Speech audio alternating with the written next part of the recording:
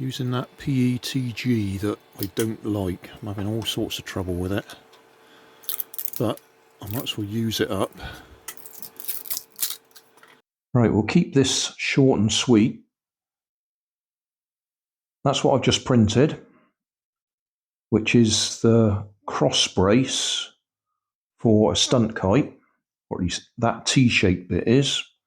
So a couple of spars going either side, that's the wings, and then a spar goes through there front to back for the front to back of the kite.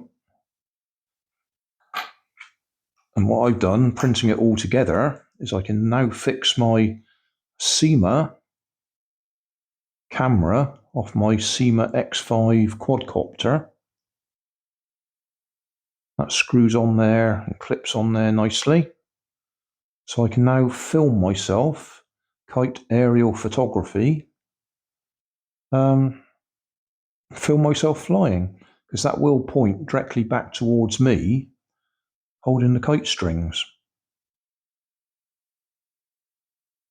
Vape battery. So I've modified this camera so we can actually run the camera directly off a vape battery. Okay, that's ready to go. Now, if it was actually in the quadcopter, you'd control it with your controller, remote control, radio control gear. And you can either tell it to take a picture like that, or if you hold it in for a few seconds, it then goes to red flash, which is actually video recording. Now, I won't have the remote on there when it's up on the kite, so that's what I've done. I've modified it by putting that button on there so I can do the same things that the radio control would do. And obviously, I'd just set it to recording and then let it go. I wouldn't try and remotely control it. I could, I suppose, but this is much easier. Just turn it on and start flying. One thing you do need to remember to do, though, is when you've finished flying and you want to stop, you do need to turn it off again. If you forget to turn it off and just pull the battery off, it doesn't save the last thing that it was filming. I found that many times flying the quad. Battery, you could tape it in place, or we could just use a few rubber bands.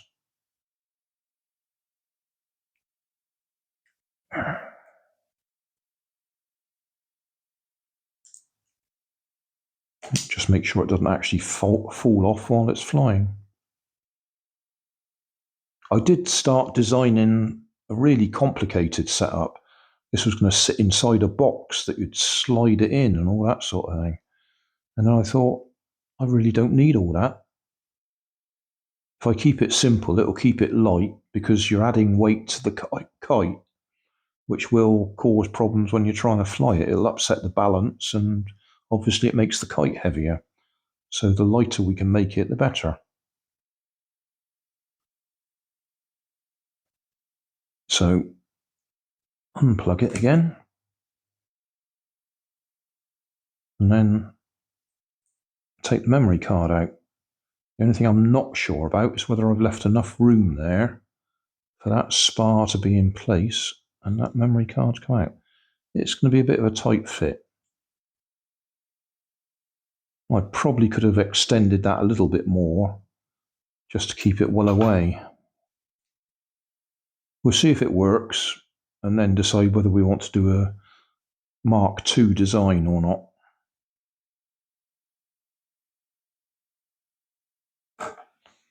So what we need now is some windy weather. So thanks for watching. Don't forget to like and subscribe. Leave us a comment so I know how I'm doing.